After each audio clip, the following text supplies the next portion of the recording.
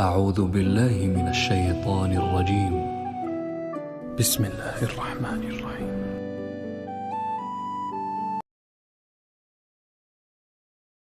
کہ اگر خدا کو مان لے تو پھر سوال یہ ہے کہ خدا نے اس کائنات کو کیسے پیدا کیا؟ یہ ایک سوال آتا ہے ذہن میں، جس کے نہیں آتا وہ کہے گا پاگل پن ہے، خامخواہ اس پر کیوں سوچتے ہیں، لیکن جس کے ذہن میں سوال آ گیا اس کے لیے بڑی مصیبت ہو جاتی ہے۔ وہ تو سوچتا ہے انسان کا اختیار نہیں ہوتا اپنے ذہن پر، وہ لاکھ روکے اسے مت سوچو، وہ اور سوچے گا۔ یہ مصیبت ہے فلسفیوں کی، کیسے پیدا کیا؟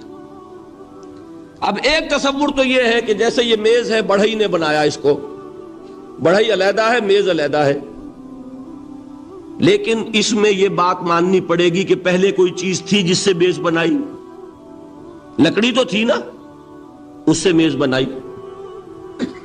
لہذا ہندوؤں میں ایک عقیدہ یہ ہے کہ خدا بھی قدیم، مادہ بھی قدیم، خدا نے اس مادے سے یہ شے بنا دی، مادے سے یہ بنا دی۔ وہی مٹی کی تغاری ہوتی ہے، کمہار اس سے کوئی رکابی بنا دیتا ہے، کوئی وہ ہنڈیا بنا دیتا ہے، کوئی گھڑا بنا دیتا ہے، مٹی تو ہے نا پہلے۔ تو مادہ بھی قدیم، خدا بھی قدیم، اور مادے سے خدا نے یہ شکلیں بنا دی۔ ٹھیک، یہ بھی سنویت ہو گئی، توحید تو ختم ہو گئی۔ تو جن لوگوں کا ذہن تھا توحیدی لیکن اس مسئلے میں الجھ گئے، انہوں نے ایک اور شکل تجویز کی کہ خدا خود ہی اس شکل میں تبدیل ہو گیا۔ کیسے؟ جیسے برف پگھلتی ہے تو پانی بن جاتا ہے۔ پانی کہاں سے آیا؟ برف سے۔ اب کوئی پوچھے برف کہاں ہے؟ بھائی یہی پانی ہے، یہی برف ہے یا نہیں؟ اسی پانی کو آگ کے اوپر آپ نے رکھ دیا، وہ بھاپ بن گئی۔ اب آپ کہیں برف کہاں ہے، پانی کہاں ہے؟ یہی بھاپ جو ہے یہی در حقیقت پانی ہے، یہی بھاپ جو ہے یہی برف ہے۔ یہ ہے وہ ہماؤس پینتھیزم جس کو انگریزی میں کہتے ہیں، کہ خود خدا نے روپ دھار لیا اس کائنات کا۔ یہ دو فلسفے ہیں۔ کیا ہے یہ؟ بدترین شرک ہے۔ پہلی اگر شکل ہے تو وہ انسان خدا قرار پا گیا، جس کو اوتار مانا وہ خدا ہو گیا کہ نہیں؟ اور دوسری شکل میں تو ہر چیز ہی خدا ہے، یہ بھی خدا، یہ بھی خدا، پتھر بھی خدا، درخت بھی خدا، ہر چیز خدا۔ اس لیے کہ وہ برف پگھلی ہے تو پانی بنا ہے۔ وہ پانی چاہے زیر زمین آ رہا ہے، وہ پانی چاہے زمین کے اوپر دریا کی شکل میں آ رہا ہے یا زمین میں سوتے چل رہے ہیں، پانی تو وہی برف ہے جو پہاڑوں پر ہمالیہ پر پڑا ہوا ہے، وہی پگھل رہا ہے، یہ کچھ بن رہا ہے۔ یہ ہے شرک فی الذات کی دوسری قسم جو دنیا میں رہی، پینتھیزم اور انکارنیشن، یا حلول اور ہماؤست۔ سمجھ میں آگے؟ اب میں ایک بات آپ سے عرض کروں گا، اللہ کا اس امت پر بہت بڑا فضل ہے جس کا آپ کو شکر ادا کرنا چاہیے۔ اس نوع کے شرک سے یہ امت 15ویں صدی شروع ہو جانے کے باوجود تاحال بحیثیت مجموعی محفوظ ہے۔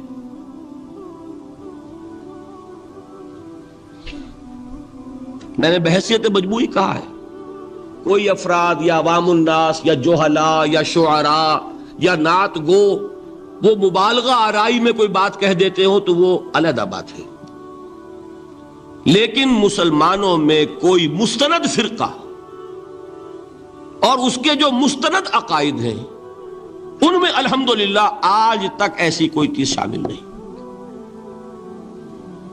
اس کا جب آپ تقابل کریں گے نا، آپ کا کیا خیال ہے عیسائیوں کو حضرت مسیح سے کتنی محبت تھی؟ اس کا تقابل کیجئے جو محبت مسلمانوں کو رہی حضور کے ساتھ۔ عیسائیوں کی محبت عشر عشیر نہیں بنے گی۔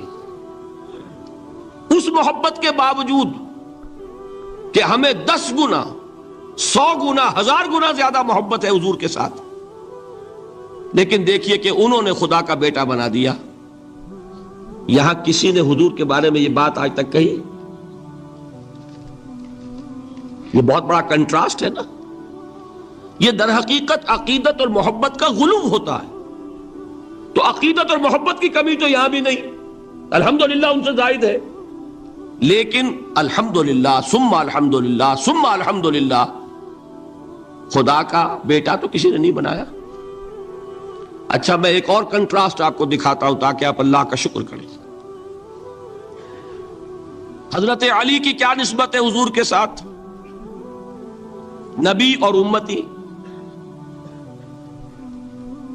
حضرت علی کو خدا کہنے والے پیدا ہوئے کہ نہیں؟ بتائیے نا. کیا وجہ ہے کہ علی کو خدا کہنے والے پیدا ہوئے لیکن محمد کو خدا کہنے والا پیدا نہیں ہوا صلی اللہ علیہ وسلم ورضی اللہ تعالی عنہ؟ بہت اہم بات ہے، غور کیجئے گا اس میں. حالانکہ حضرت علی کا رتبہ کہاں، حضور کا کہاں. آج بھی آپ دیکھیے آپ کے جاہل عوام کے زبان پر نعرہ یا علی مدد کا ہوتا ہے، یا محمد مدد کسی نے کہا آج تک؟ یہ یا محمد لکھنے کے کام آتا ہے صرف. وہ مسجد پہ لکھ دو تاکہ پتہ چل جائے یہ فلاں فرقے کی مسجد ہے، دوسرا خود ہی بھاگ جائے وہاں سے. یہ صرف اس کام کے لیے ہے. باقی جہاں اصل میدان میں بات آتی ہے کوئی نعرہ لگاتا ہے یا محمد مدد. محمد کا رتبہ اونچا یا علی کا؟ تو ان سے کیوں نہیں مدد مانگی؟ یہ سوالات آپ کے سامنے رکھ رہا ہوں میں. پھر یہ کہ جس طریقے سے کہ غوث اعظم کو پکارا جاتا ہے، کیا محمد کو پکارا جاتا ہے؟ کیا نسبت ہے؟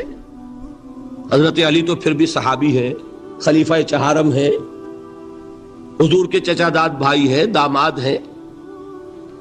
غوث اعظم تو بہرحال وہ نسبت تو نہیں ہے.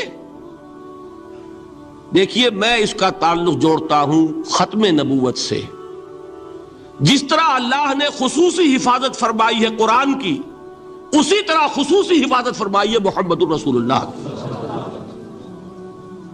یہ اسپیشل پروٹیکشن ہے، ورنہ نہیں ہو سکتی تھی. یہ خصوصی تحفظ ہے اللہ کا. یہاں بگاڑ پیدا ہو جائے تو صحیح کون کرے گا؟ اب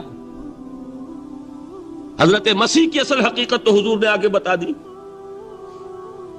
ذالک عیسی ابن مریم قول الحق الذی فیہ یمترون ما کان للہ ان یتخذ ولدا سبحانہ. یہ حضور نے آ کر حضرت مسیح کی حقیقت بیان کر دی کہ نہیں؟ سورہ مریم کی یہ آیات سنی تھی نجاشی رحمت اللہ علیہ نے جب حضرت جعفر ابن ابی طالب کی زبان سے، تو کیا کہا تھا تنکا اٹھا کر، خدا کی قسم جو ان آیات میں مسیح کا مقام بیان ہوا ہے، مسیح اس سے تنکا بھر بھی زیادہ نہیں ہے. لیکن اگر محمد الرسول اللہ کو خدا کا بیٹا بنا دیا گیا ہوتا یا خدا بنا دیا گیا ہوتا تو کون آتا اس کی اصلاح کے لیے؟ جیسے قرآن مجید کا تحفظ ہے ایسے ہی محمد الرسول اللہ کا تحفظ ہے. وہ تحفظ ہوا کیسے ہے؟ جتنا قرآن مجید نے ایمفیسائز کیا حضور کی بشریت کو، قل انما انا بشر مثلکم، اے نبی ان کو بتاتے رہیے، بار بار بتائیے کہ مجھے کچھ اور نہ بنا لینا، میں بھی بشر ہوں، انسان ہوں. ہاں مجھ پر وحی ہوتی ہے، تم پر نہیں ہوتی، یہ فرق ہے. میں رسول ہوں، تم نہیں ہو. یہ بعد میں ذرا اور مسئلہ میں واضح کروں گا. ابھی صرف یہ نوٹ کیجئے کہ یہ تحفظ جو ہے، جیسے قرآن کو تحفظ دیا لیکن اس کے لیے ذرائع بھی ہے نا. یہ حفظ قرآن کا سلسلہ جو ہے یہ اس کا ذریعہ بنا.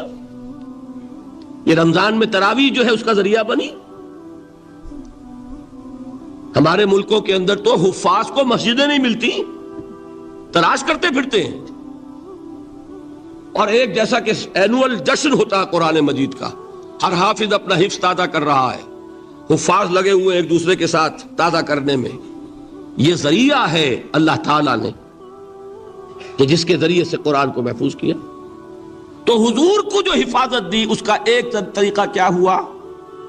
قرآن مجید میں حضور کی بشریت کا نمایاں کرنا، اور دوسرا یہ کہ خود حضور نے ایسی باریک بینی سے روکا یہ بھی آپ کو پسند نہیں تھا کہ میں آؤں تو تم کھڑے ہو جاؤ. سنا کہ نہیں سنا آپ نے؟ صحابہ کو آپ روکتے تھے. ایک صحابی کی زبان سے نکل گیا ما شاء اللہ و ما شئت، جو اللہ چاہے اور جو آپ چاہیں. فوراً ٹوک دیا اجعلتنی للہ ندن، کیا تم نے مجھے خدا کا مد مقابل بنا دیا؟ مشیت صرف اس کی ہے. یہ روک ٹوک، یہ وہ چیزیں ہیں کہ جس کی بنا پر اللہ نے تحفظ عطا فرمایا. یہ جو آپ نے فرمایا میری قبر کو کسی جلسے اور جشن کا مرکز نہ بنا لینا، فرمایا کہ نہیں فرمایا؟ اللہ تعالیٰ لعنت فرمائے بنی اسرائیل پر کہ انہوں نے اپنے نبیوں کی قبروں کو وہ میلہ گاہ بنا لیا. یہ ساری وہ ہیں، یہ تحفظات ہیں، یہ بچاؤ ہے. یہ امت کو متنبہ کیا جا رہا ہے کہ محبت اور عقیدت کا غلو جیسے پہلے ہوا، یا اہل الکتاب لا تغلو فی دینکم، اے کتاب والو اپنے دین میں غلو سے کام نہ لو. یہ غلو محبت، غلو عقیدت ہے جس کی بنا پر وہ خدا کے بیٹے بنا دیے گئے. اور اگر وہ ہوتا یہاں اللہ کا نہ معلوم اللہ کے برابر کس طریقے سے حضور کو بنا دیا جاتا. لیکن قرآن نے خود حضور نے اس کی پیش بندی کی، جس کا ظہور ہم دیکھ رہے ہیں کہ اللہ کے فضل و کرم سے یہ امت تا حال بحیثیت مجموعی محفوظ ہے. البتہ دیکھیے شاعروں کی باتیں اور ہوتی ہیں، اور عوام کی اور واعظوں کی اور نعت گوؤں کی باتیں جو ہے وہ اور ہیں.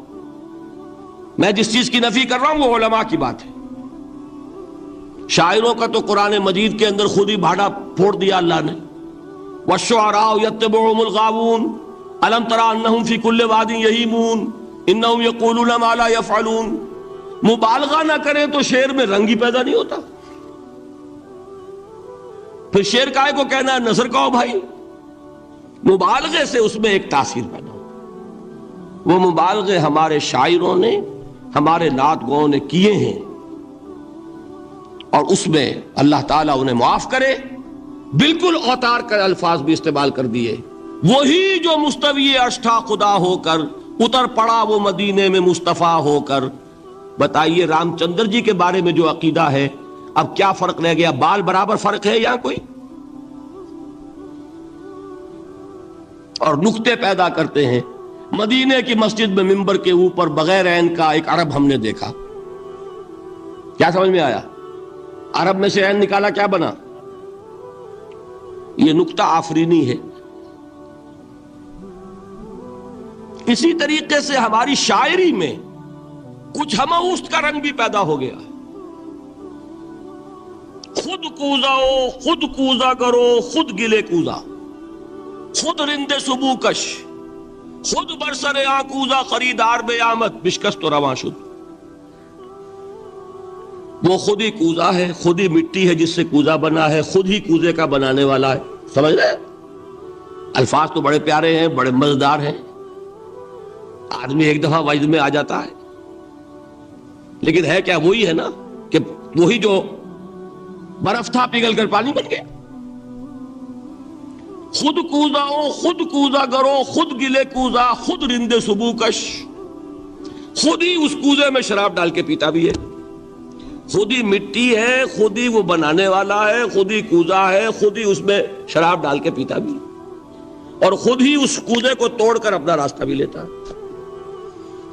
اب آپ اس پر سر دنیے اور جو چاہے کریں، لیکن یہ کہ اس کا ڈانڈے مل گئے کہ نہیں اسی ہماؤس سے. لیکن یہ کسی مفتی کی بات ہے کیا، یا کسی ائمہ دین میں سے کسی کا قول ہے؟ بھائی شاعروں کی باتیں سن لیا کریں. اللہ اللہ خیر صلی اللہ.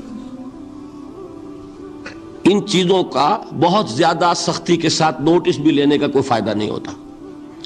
بات وہ ہونی چاہیے کہ جو علماء کہہ رہے ہوں، مستند عقائد ہوں، جو ان کی کتابوں میں درج ہوں، ان سے بات ہونی چاہیے. تو یہ چیزیں، یہ گمراہیاں آئی ہیں، لیکن الحمدللہ ثم الحمدللہ کہ یہ عوام میں ہے، جہلاء میں ہے، شعراء میں ہے، نعت گو میں ہے. یہ کسی بھی مستند دینی فرقے کے مستند علماء میں ہاں موجود نہیں۔ البتہ ایک مسئلہ جو ہے نور اور بشر کا، وہ ذرا تھوڑا سا میں حل کر دوں آج۔ آپ سمجھتے ہوں گے لا ینحل ہے۔ میں نے جس طرح کہا تھا کہ امام بخاری کا قول بھی 100% درست اور امام ابو حنیفہ کا بھی 100% درست ثابت کیا کہ نہیں، اسی طرح میں کہتا ہوں جو حضور کو بشر کہتے ہیں وہ بھی 100% درست، جو حضور کو نور کہتے ہیں وہ بھی 100% درست۔ مطلب کیا ہے؟ دیکھیے، ہر انسان کے وجود کے دو حصے ہیں، میں نے پہلے دن شاید کچھ بیان کیا تھا۔ ایک خاکی وجود، اور اینیمل بینگ جو حیوان ہے ہمارا، ایک وہ روح ربانی جو اس میں پھونکی گئی۔ آدم میں جب وہ روح پھونکی گئی تب وہ مسجود ملائک بنے۔ فَإِذَا سَوَّيْتُهُ وَنَفَخْتُ فِيهِ مِن رُوحِي فَقَعُوا لَهُ سَاجِدِينَ۔ دو جگہ آئے تھے قرآن مجید میں، ایک شوشے کے فرق کے بغیر، سورہ حجر اور سورہ صاد۔ جب میں اس کو پوری طرح تیار کر لوں اور اس میں اپنی روح میں سے پھونک دوں تو گر پڑنا اس کے سامنے سجدے میں۔ ہمارا جو خاکی وجود ہے وہ ظلمانی ہے، اور جو ہمارا روحانی وجود ہے وہ نورانی ہے۔ اس کی نسبت کس سے ہے؟ اللہ سے۔ بات سمجھ میں آئی؟ لیکن ہم نے اپنے اس نورانی وجود کو اپنے خاکی ظلمانی وجود میں دفن کیا ہوا ہے، اور محمد الرسول اللہ صلی اللہ علیہ وسلم کا وہ نورانی وجود آپ کے اس خاکی وجود پر اس درجے غالب تھا کہ وہ خاکی وجود معدوم کے درجے میں ہے، لیکن وہ حضور صلی اللہ علیہ وسلم پر اثر انداز نہیں ہو سکتا۔ وہی خاکی وجود ہے جسے ہم نفس کہتے ہیں، نفس غلبہ کر سکتا ہے محمد پر صلی اللہ علیہ وسلم۔ حضور کی شخصیت کی نورانیت نے آپ کی شخصیت کے خاکی وجود کا احاطہ کیا ہوا، ہماری شخصیت کی ظلمانیت نے ہماری اس نورانیت کو گل کیا ہوا، دفن کیا ہوا، چھپایا ہوا ہے۔ بس یہ فرق ہے۔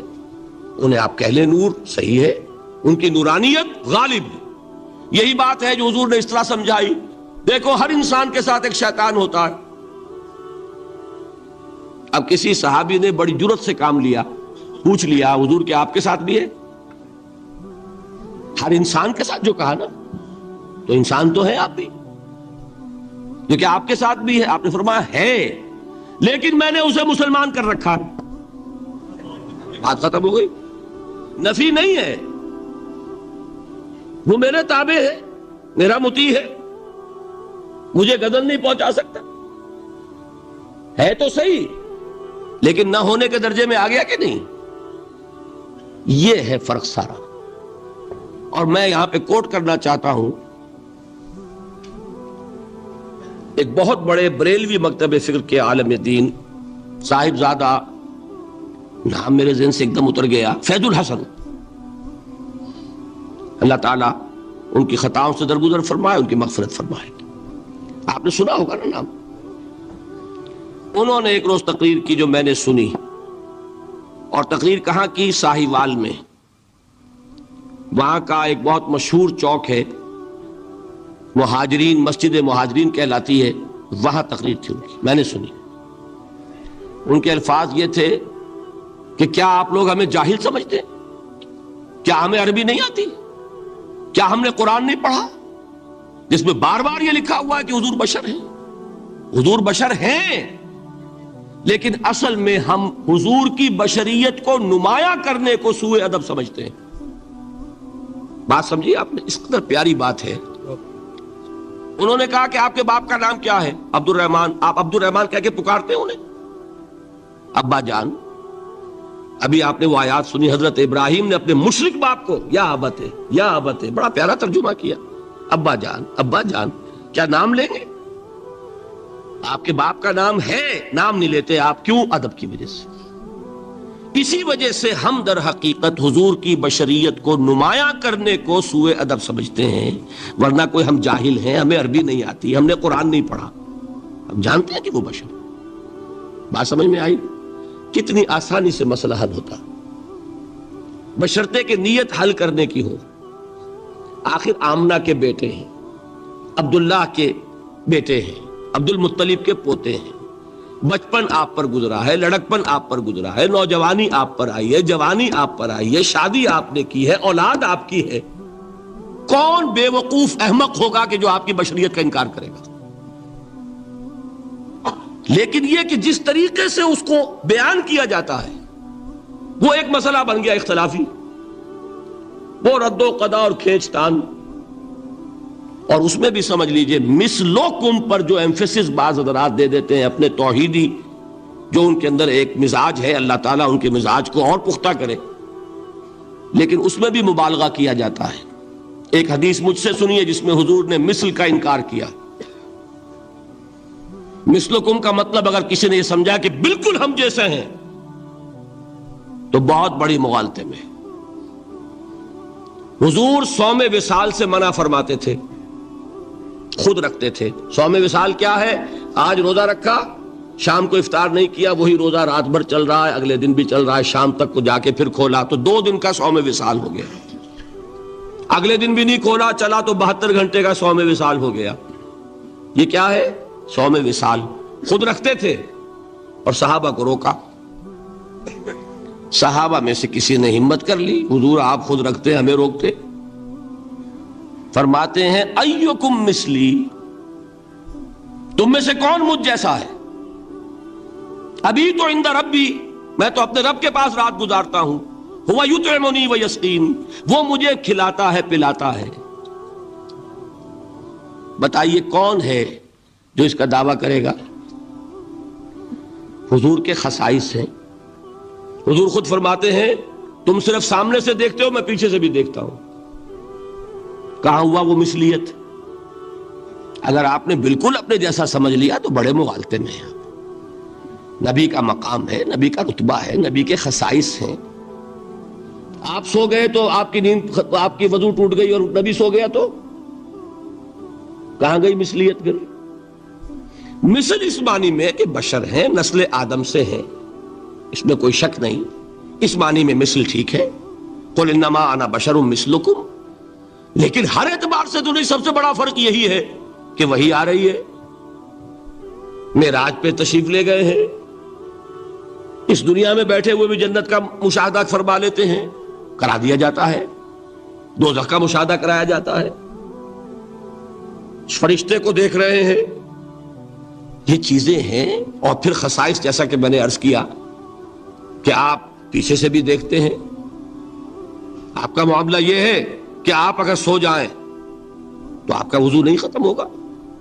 یہ ساری چیزیں جو ہے ان سب کو بیلنس کیجئے تو معلوم ہوگا کہ آپ بشر بھی ہیں، 100% درست، لیکن آپ کی وہ نورانیت، آپ سراج منیر، ہدایت کا روشن چراغ، آپ کی جو روح انور ہے، وہ آپ کے اس جسدی وجود پر اس طریقے سے حاوی ہے کہ گویا کہ اس نے اس کی ظلمانیت کو ختم کر کے رکھ دیا۔ اس معنی میں کوئی کہے نور مجسم تو مجھے کوئی اعتراض نہیں۔ یہ ہے ان چیزوں کو جمع کرنے کی شکل، خواہ مخواہ کی کھینچ تان کے سوا کچھ نہیں۔ بہرحال یہ پہلا حصہ ختم ہوا، شرک فی الذات۔ اب آئیے شرک فی الصفات۔ میں نے عرض کیا تھا کہ یہ ایک بڑا علمی مسئلہ ہے اور اس میں ٹھوکر لگ جاتی ہے۔ وجہ کیا ہے اس کو سمجھ لیں۔ بنیادی بات، ہماری زبان جو ہے وہ بہت محدود ہے۔ ہماری ہی زبان ہے جسے اللہ نے ذریعہ بنایا اپنی ہدایت کا، ورنہ ہمارے پلے نہ پڑتی بات، ظاہر ہے نا۔ لیکن ہماری زبان کی محدودیت ہے۔ اس محدودیت کا ایک مظہر یہ ہے کہ ہم جو الفاظ اللہ کے لیے بطور صفت استعمال کرتے ہیں وہی الفاظ مخلوقات کے لیے بھی کر لیتے ہیں. اللہ موجود، ہم بھی موجود. اللہ زندہ، ہم بھی زندہ. اللہ علیم، تو انسان علیم بھی علیم نہیں، علامہ بھی ہے کہ نہیں؟ یہ تو بڑا مبالغے کا لفظ ہے. انسان علامہ ہے کہ نہیں؟ اللہ دیکھتا ہے، بصیر ہے، ہم بھی بصیر ہیں. اللہ سنتا ہے، سمیع ہے، ہم بھی سنتے ہیں. اللہ کو قدرت حاصل ہے، کچھ ہمیں بھی حاصل ہے. ایک مکہ مارا تھا حضرت موسیٰ نے، جان نکال دی تھی کہ نہیں؟ ہے نا کچھ نہ کچھ. اللہ چاہتا ہے، ہم بھی چاہتے ہیں. اسی دیکھیے چاہت میں وہ ہو گیا تھا جس پر روک دیا حضور نے. ما شاء اللہ وما شئت اجعلتنی للہ ندا، کیا تم نے مجھے اللہ کا مد مقابل بنا دیا؟ دھوکہ ان الفاظ کے اشتراک کی وجہ سے لگ جاتا. بات سمجھ میں آئی؟ اب اس میں فارمولہ میں نے عرض کیا تھا کہ ایک نوٹ کر لیں تو مسئلے سارے حل ہو جائیں. جب ہم کوئی لفظ بطور صفت اللہ کے لیے بولتے ہیں اور اسی لفظ کو مخلوق میں سے کسی کے لیے بولتے ہیں، مخلوق میں سب آ گئے، جمادات، حیوانات، انسان، اولیاء اللہ، فرشتے، انبیاء، رسول، سب مخلوق تو ہیں نا. تو کل مخلوقات کو جب ہم ایک لفظ بطور صفت استعمال کریں گے اللہ کے لیے اور اسی لفظ کو استعمال کریں گے بندوں کے لیے، تو ان میں 3 فرق ہیں جو ذہن میں رہنے چاہیے. گن کر یاد کیجئے. اللہ کی ذات قدیم ہے، ہمیشہ سے ہے. اسی طرح اس کی صفت بھی قدیم ہے، ہمیشہ سے ہے. مخلوقات حادث ہیں، ان کی صفات بھی حادث ہیں. حادث قدیم کے مقابلے میں کہ پہلے نہیں تھی پھر ہو گئی. ایک فرق. اللہ کی ذات از خود ہے، کسی اور نے تو اس کو وجود نہیں بخشا نا. اللہ کا وجود از خود ہے، ذاتی ہے. اسی طرح اس کی صفات ذاتی ہیں، کسی اور کی عطا کردہ نہیں ہے. مخلوق کوئی ہو کسے باشد، ان کا وجود ذاتی نہیں عطائی ہے. اللہ نے دیا تو وجود ملا. اسی طرح ان کی صفات عطائی ہیں، ذاتی نہیں. 2 فرق ہو گئے. اللہ کی ذات مطلق ہے، لا محدود. اسی طرح اس کی صفات مطلق ہیں، لا محدود. مخلوق کی ذات محدود کسے باشد، صفت بھی محدود. 3 فرق ہے، ذاتی عطائی، قدیم حادث، لا محدود محدود. 3 فرق ذہن میں رہیں تو جو صفت بھی آپ اب بولیں گے اس میں یہ تینوں باتیں ذہن میں رہیں. سمجھ میں آ گئی بات؟ اب اس کا اطلاق کیجئے تو یہ علم غیب کا مسئلہ حل ہو جائے گا. یہ بھی لا ینحل سمجھا جاتا ہے نا. علم کسی کا بھی ہو، انسان، فرشتہ، اولیاء، انبیاء، رسول، حضور صلی اللہ علیہ وسلم، کسی کا بھی حادث ہے، قدیم نہیں ہے. عطائی ہے، ذاتی نہیں ہے. محدود ہے، لا محدود نہیں ہے. 3 باتیں مان لیں، شرک نہیں ہوگا. ان میں سے ایک کو ساقط کر دیں، شرک ہو جائے. آئی بات سمجھ میں؟ اللہ کی قدرت ذاتی ہے، عطا کردہ نہیں. مخلوق میں جس کو قدرت حاصل ہے وہ عطائی ہے، ذاتی نہیں. اللہ کی قدرت لا محدود، یفعل ما یشاء فعال لما یرید علی کل شیء قدیر. ہم مخلوق کوئی بھی ہو اس کی قدرت محدود. اللہ کی قدرت جب سے وہ ہے ہمیشہ سے ہے، ہمیشہ سے قدرت بھی ہے. اور مخلوق میں سے قدرت یہ حادث ہے. تینوں چیزیں سامنے رہیں شرک نہیں ہوگا. ایک چیز کی بھی کمی ہو گئی شرک ہو جائے. یہ ساری صفات پر لے آئیے. اللہ کی حیات ذاتی ہماری عطائی، لائی حیات آئے قضا لے چلی چلے، اپنے بس میں نہ آنا تھا نہ جانا ہے.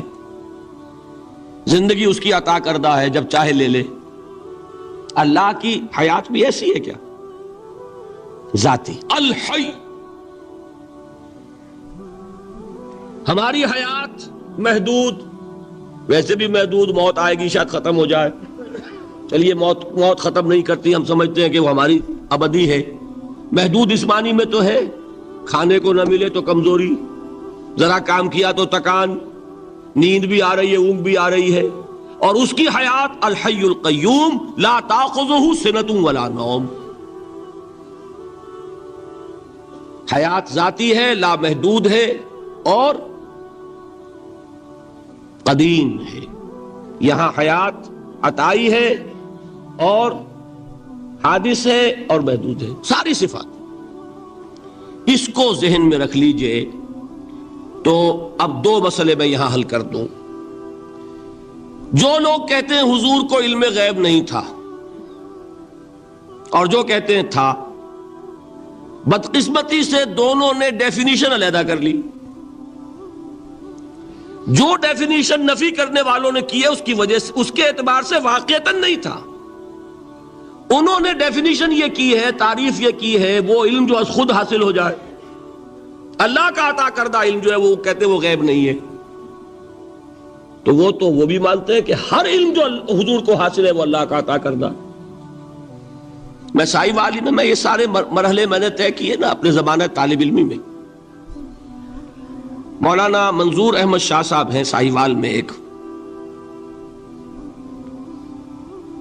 میں ان کے پاس حاضر ہوا. میں نے کہا جی یہ مسئلہ کیا ہے علم غیب کا، مجھے ذرا سمجھائیں. انہوں نے ایک کتاب اپنی نکالی کہ دیکھیے صاحب، ہم حضور کے علم کے بارے میں یہ باتیں مانتے ہیں. حضور کا علم حادث ہے، قدیم نہیں ہے. حضور کا علم محدود ہے، لا محدود نہیں ہے. حضور کا علم عطا کردہ ہے، ذاتی نہیں. میں نے کہا یہ تین باتیں اگر آپ مان لیں تو میرا تو جھگڑا کوئی نہیں آپ سے. ہوتا کیا ہے جب آئیں گے وعظ میں، خطابت میں، تو عالم ما کان وما یکون، اب الفاظ وہ استعمال کر جائیں گے. ایک واعظ ہے، عام مقرر ہے، واہ واہ ہوتی ہی نہیں، نعرے لگتے ہی نہیں، محفل میں گرمی آتی نہیں جب تک کہ ایسے مبالغے نہ کریں. لیکن وہ چیز لکھی ہوئی ان کے ہاں ہے کہ حضور کا علم حادث ہے، قدیم نہیں ہے. حضور کا علم محدود ہے، لا محدود نہیں ہے. حضور کا علم عطائی ہے، ذاتی نہیں ہے. ان تینوں چیزوں کے بعد کوئی بڑے سے بڑا وہابی اور بڑے سے بڑا اہل حدیث بھی انکار نہیں کرتا. باقی یہ بات جان لیجئے کہ غیب اور حضور یا شہادہ یہ در حقیقت عام انسانوں کے اعتبار سے الفاظ استعمال ہوئے. جب قرآن میں کہا جاتا ہے عالم الغیب والشہادہ، اللہ غیب اور جو ظاہر ہے یا موجود ہے سب کا جاننے والا ہے، تو مجھے بتائیے اللہ کے لیے کوئی غیب ہے؟ اللہ کے لیے کوئی شے غیب ہے؟ تو کیوں کہا جا رہا ہے عالم الغیب والشہادہ؟ وہ ہمارے اعتبار سے کہا جا رہا ہے. جو تمہارے لیے غیب ہے اللہ اس کو بھی جانتا ہے، اور جو تمہارے سامنے اللہ اسے بھی جانتا ہے. اللہ کے لیے تو کل شہادہ ہے. کسی شے کا لا یعزب عنہ مثقال ذرۃ فی السماوات والارض، آسمانوں اور زمین کا ایک ذرہ بھی اس سے غائب نہیں ہوتا. غیب کا وجود کیا اللہ کے لیے؟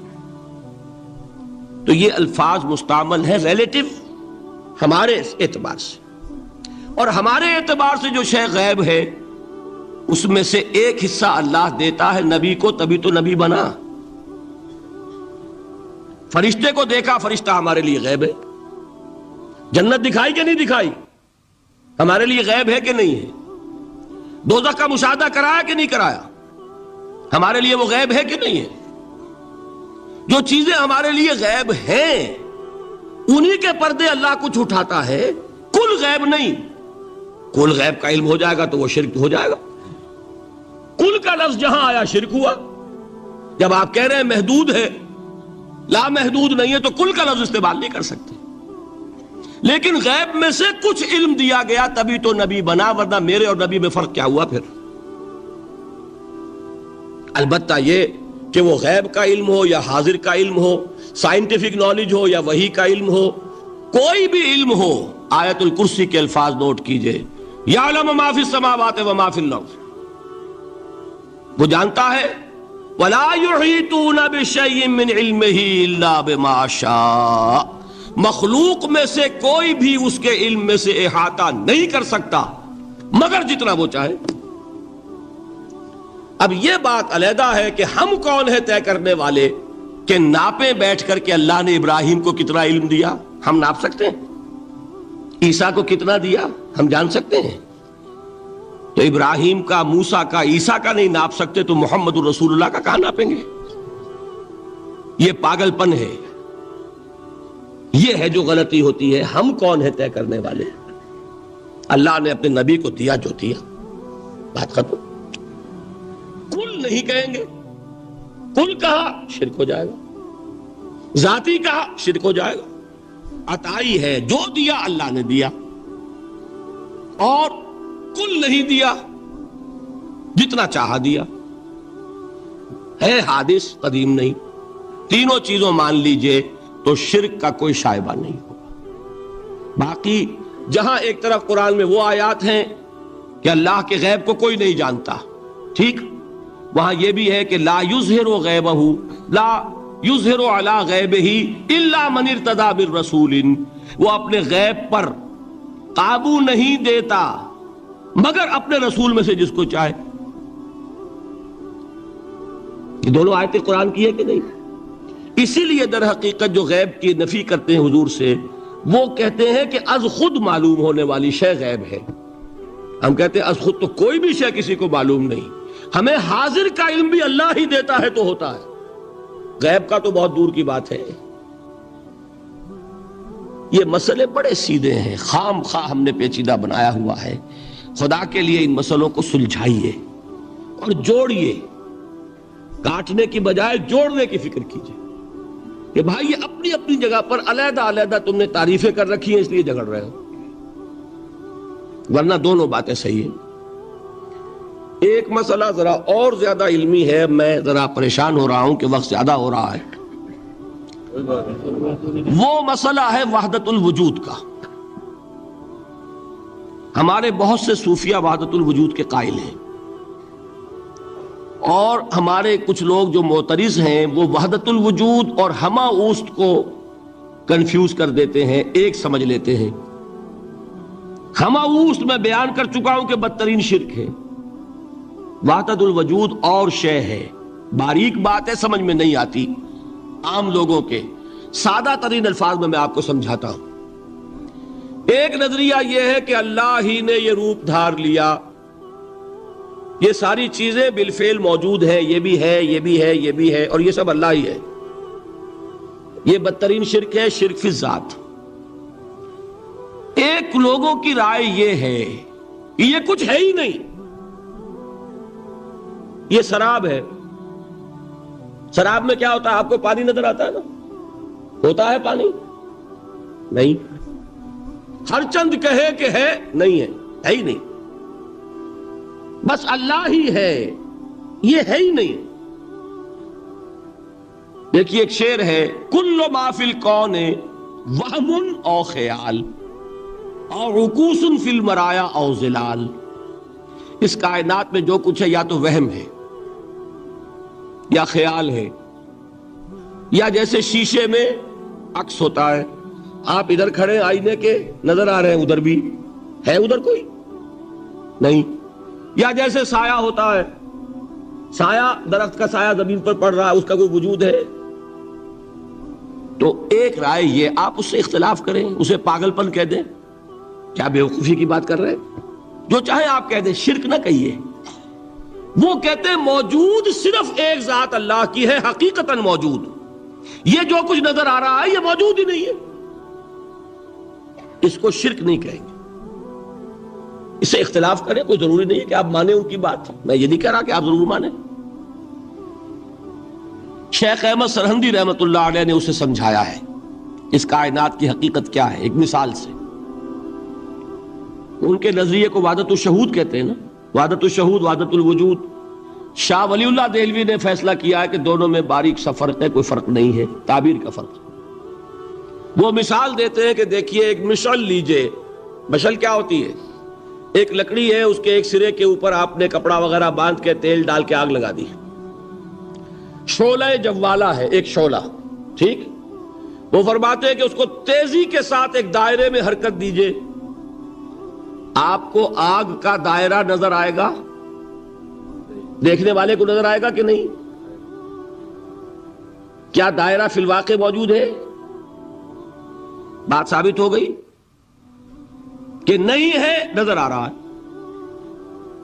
یہ فرماتے ہیں حضرت مجدد ای الصنعت باری تعالی است کہ معدوم را موجود می نمائند. یہ اللہ تعالیٰ کی صنائی ہے، خلاقی ہے کہ جو شے ہے نہیں اس کو دکھا دیتے ہیں کہ ہے. جیسے آپ نے آج سی دائرہ دکھا دیا ہے نہیں، اس کائنات کا کوئی وجود نہیں. میں پھر عرض کروں گا آپ اس سے اختلاف کریں، اسے نہ مانیں، چھوڑ دیں اس کو. یہ مسئلے ہیں فلسفے کے، لیکن سوال یہ ہے کہ اس کو شرک نہیں کہیں گے آپ. شرک وہ ہے جب کہیں یہ بھی شے ہے اور خدا ہے، یہ بھی ہے اور خدا ہے، پتھر بھی ہے اور خدا ہے. جب یہ کہا جائے گا یہ ہے ہی نہیں، صرف خدا ہے، تو در حقیقت اس کو شرک نہیں کہیں گے. یہ وحدت الوجود ہے، یونٹی آف بینگ. اب اس کو میں ایک اور اعتبار سے سمجھا دوں گا تو مجھے امید ہے اللہ تعالیٰ اس کو آپ پر کھول دے گا. دیکھیے، ایک ہمارا علم، ایک اللہ کا علم، ٹھیک. جب تقابل کریں گے تو کیا کہیں گے؟ اللہ کے علم کے مقابلے میں ہمارا علم ہے ہی نہیں، ٹھیک. اللہ کی قدرت کے مقابلے میں ہماری قدرت زیرو. اللہ کی مشیت کے مقابلے میں ہماری مشیت کچھ نہیں. وما تشاؤون الا ان یشاء اللہ. تم چاہ بھی نہیں سکتے جب تک کہ اللہ نہ چاہے. تو کیا ہوئی؟ خاک ہوئی. یہی آتے ہیں نا جو حدیث جس میں کہ دعا استخارہ حضور نے تلقین فرمائی، اور صحابہ فرماتے ہیں کہ حضور نے ہمیں اس طرح سکھائی یہ دعا استخارہ جیسے قرآن سکھایا. اس میں الفاظ کیا ہیں؟ فَإِنَّكَ تَعْلَمُ وَلَا أَعْلَمُ وَتَقْدِرُ وَلَا أَقْدِرُ. اے اللہ تجھے قدرت حاصل ہے، مجھے کوئی قدرت حاصل نہیں. اگر ظاہری الفاظ پر جائیں گے تو یہ تو خلاف واقعہ بات ہے. کیا حضور کو کوئی علم حاصل نہیں تھا؟ یہاں تو حضور فرما رہے فَإِنَّكَ تَعْلَمُ وَلَا أَعْلَمُ. یا چلیے اگر کوئی اور عام انسان کہتا ہے میں نہیں جانتا، تو کیا کوئی علم حاصل نہیں اسے؟ کچھ نہ کچھ علم تو ہے نا. لیکن اللہ کے علم کے مقابلے میں وہ نہ ہونے کے برابر ہے. اسی طریقے سے سمجھ لیجئے اللہ کے وجود کے مقابلے میں اس کائنات کا وجود نہیں ہے. بات ختم ہو گئی، مسئلہ صاف ہو گیا. حقیقی وجود صرف اللہ کا ہے. یہ اعتباری ہے، یہ ٹرانزینٹ. آل از چینج پینٹا رائم. بدل رہی ہے ہر شے، کسی چیز کو ثبات نہیں. آپ ایک لمحے پہلے جو آپ تھے وہ آپ، ایک لمحے بعد وہ آپ نہیں ہیں، بدل گئے آپ. ایک تسلسل ہے آپ کا کہ آپ سمجھتے ہیں کہ آپ وہی ہیں کہ جو آج سے 10 سال پہلے تھے. کیا آپ وہی ہیں؟ بدل چکے. خون پورا بدل چکا، نہ معلوم کتنی دفعہ بدل چکا. کھال بدل چکی. یہ تو معلوم یہ ہوا کہ یہ جو کچھ ہے ٹرانزینٹ ہے، عارضی ہے، فانی ہے، نہ ہونے کے برابر ہے. وجود برحق صرف اللہ. یہ بھی در حقیقت اسی شرک فی الوجود کی بات ہے. اگر ہم یہ کہیں کہ اللہ بھی موجود ہم بھی موجود، یہ کیا ہو گیا؟ شرک فی الوجود. اسی کو کہا ہے غالب نے جارو بلا بیار کہ این شرک فی الوجود با گرد فرش و سینہ با ایوان برابر است. اگر آپ کے گدے کے اوپر گردہ پڑ گیا ہو تو جھاڑتے ہیں نا، فرش کے اوپر گردہ ہے تو جھاڑو سے صاف کرتے ہیں. غالب کہتا ہے کہ اگر تمہارے دل میں یہ گردہ آ گیا ہے کہ تم بھی موجود ہو، اللہ بھی موجود ہے، تو لا کی جھاڑو سے صاف کر دو اس گردے کو. کہ یہ شرک فی الوجود ہو جائے گا؟ ہم نہیں ہیں بھائی، ہمارا کیا وجود، ہماری کوئی کیا حقیقت ہے؟ اللہ ہی ہے، بس یہ ہے اصل میں۔ پھر میں عرض کروں گا، کوئی قبول کرے نہ کرے، اسے گمراہی کہے، اس کو جھوٹ کہے، اسے پاگل پن کہے، میں نہیں جھگڑوں گا، لیکن شرک نہیں کہہ سکتے آپ اس کو۔ شرک وہ ہماوست ہے، اس میں اور اس میں زمین و آسمان کا فرق۔ اب آئیے آخری شرک، شرک فی العبادت یا شرک فی الحقوق۔ اللہ کے حقوق کے لیے ایک لفظ استعمال کریں گے تو وہ کیا ہے؟ عبادت۔ وما خلقت الجن والانس الا لیعبدون، میں نے جنوں اور انسانوں کو پیدا ہی اس لیے کیا کہ میری عبادت کریں۔ اب عبادت میں شرک اگر ہوگا تو یہ شرک کی تیسری قسم ہو جائے گی۔ عبادت میں شرک سے مراد کیا ہے اس کو سمجھیے۔ یہ میں پہلے بیان کر چکا ہوں عبادت کسے کہتے ہیں۔ عبادت کے دو جز سمجھ لیجئے، جیسے ایک میرا یہ جسم ہے، ایک اس میں روح ہے۔ روح نظر نہیں آتی، نظر جسم آتا ہے، لیکن اس جسم کا سارا وجود اس روح سے ہے۔ چلیے روح کو چھوڑیں، جان کیا کس بلا کا نام ہے؟ کسی کو نظر آئی آج تک؟ لیکن یہ جان ہی ہے جو اس جسم کو قائم رکھے ہوئے ہے۔ اسی طرح عبادت کا ایک جسم ہے، ایک جان ہے۔ جسم کیا ہے؟ اطاعت، اللہ کی بندگی، ہما تن بندگی، ہما وجوہ بندگی، ہما وقت بندگی، یہ تو بیان کر چکا نا۔ اور روح کیا ہے؟ محبت، اللہ کی محبت۔ اطاعت جبر سے کی جاتی ہے تو وہ عبادت نہیں کہلاتی۔ انگریز کی اطاعت ہم کرتے تھے نا، لیکن کیا عبادت کرتے تھے؟ بات سمجھ میں آئی؟ اطاعت تو کر رہے تھے، عبادت نہیں۔ عبادت اس اطاعت کو کہتے ہیں جو کسی ہستی کی محبت سے سرشار ہو کر ہما وقت، ہما تن، ہما وجوہ کی جائے۔ تو جسد ظاہری کیا ہے عبادت کا؟ اطاعت، اور روح کیا ہے؟ محبت۔ اب ان دونوں کے اعتبار سے شرک کیا ہے، توحید کیا ہے، اس کو سمجھ لیجئے۔ اور یہ ہیں وہ چیزیں جو میں نے عرض کیا تھا کہ بالکل الجبرا کے فارمولوں کی طرح کی بات ہے۔ اطاعت میں توحید کیا ہے کہ مطاع مطلق صرف اللہ، ٹھیک؟ باقی ساری اطاعتیں اللہ کی اطاعت کے تابع۔ نفی نہیں ہے، والدین کی اطاعت کرو، لیکن جہاں والدین حکم دیں اللہ کے حکم کے خلاف، بات ختم، اطاعت نہیں ہوگی۔ بیوی شوہر کی اطاعت کرے، آپ اولو الامر کی اطاعت کریں، شاگرد استاد کی اطاعت کرے، مرید پیر کی اطاعت کرے، لیکن کیا پیر کو یہ بھی حق ہے کہ اللہ کے کسی حکم کو منسوخ کر دے؟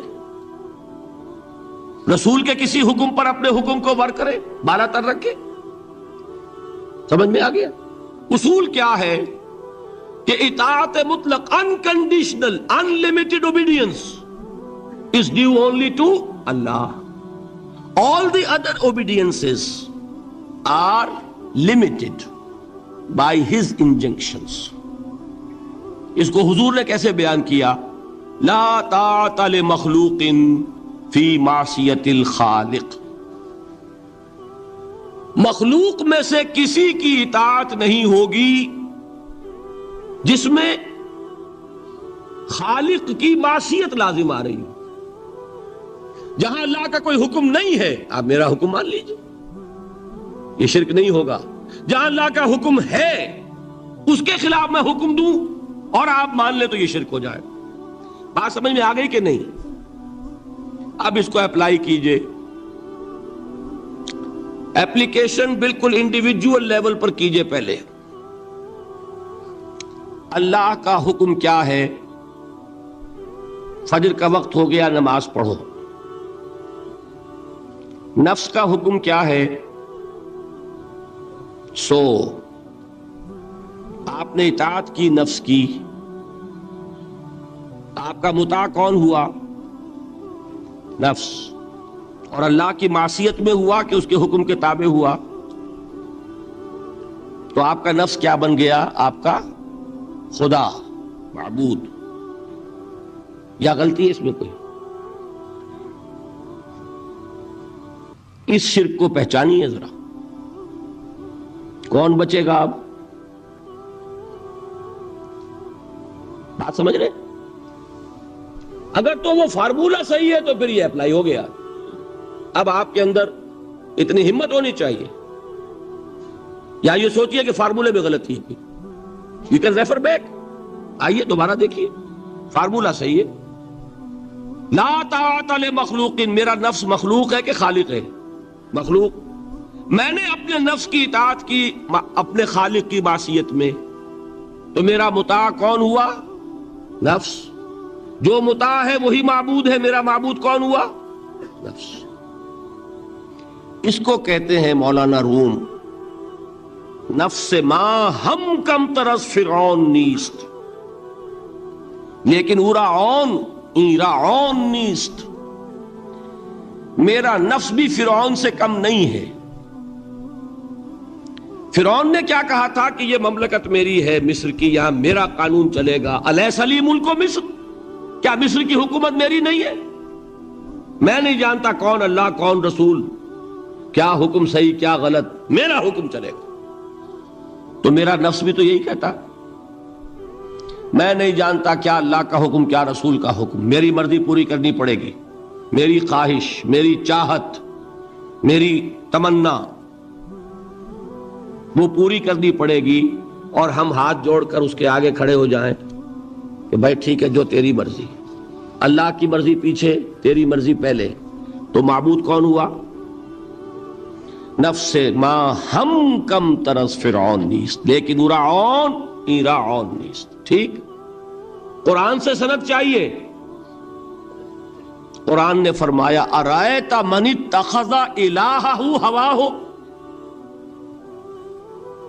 کیا تم نے دیکھا اس شخص کو جس نے اپنی خواہش نفس کو اپنا الہ بنا رکھا ہے؟ الہ کا لفظ وہ ہے جو آپ کے کلمہ طیبہ میں ہے. کہہ رہا ہے لا الہ الا اللہ، اور تسبیح پڑھ رہا ہے لا الہ الا اللہ، اور جب فارغ ہوتا ہے تو نفس کو فوراً معبود بنا لیتا ہے.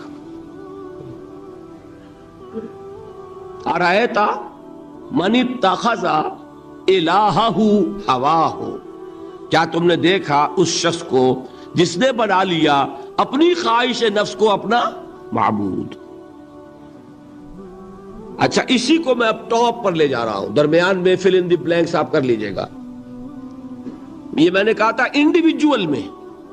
اب آئیے کلیکٹیو لائف جو ہے، قومی زندگی، اس میں سب سے اونچی چیز کیا ہوتی ہے؟ کسی بھی ریاست کا دستور. دستور میں کیا بات طے ہوتی ہے؟ اولین کہ حاکمیت کس کی ہے. ٹھیک، اگر آپ نے کہا جمہور کی حاکمیت ہے، کسی نے کہا فلاں خاندان کی حاکمیت ہے، کیا ہوا؟ یہ ہوا کہ نہیں؟ گھبرا کیوں رہے ہیں؟ پکڑے نہیں جائیں گے.